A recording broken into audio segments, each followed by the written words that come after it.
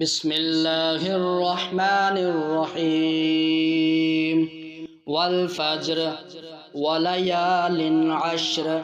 والشفع والوتر والليل إذا يسر هل في ذلك قسم لذي حجر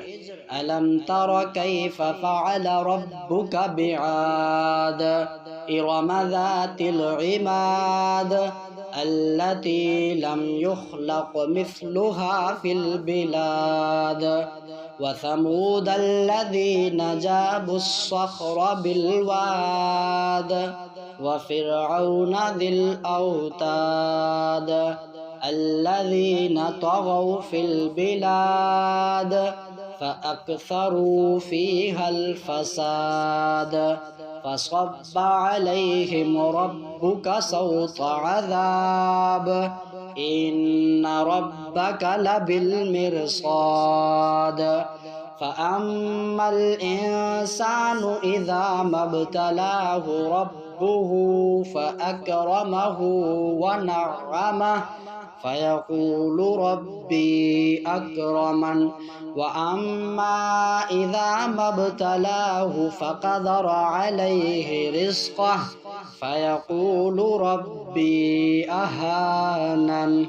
كلا بل لا تكرمون اليتيم ولا تحاضون على طعام المسكين وتأكلون التراث أكلا لما وتحبون المال حبا جما كلا إذا دكت الأرض دكا دكا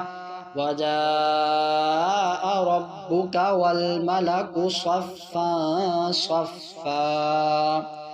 وجيء يومئذ بجهنم يومئذ يتذكر الإنسان وأنى له الذكرى يقول يا ليتني قدمت لحياتي فيومئذ لا يعذب عذابه أحد ولا يوثق وثاقه أحد يا أيتها النفس المطمئنة ارجعي إلى ربك راضية مرضية فادخلي في عبادي وادخلي جنتي.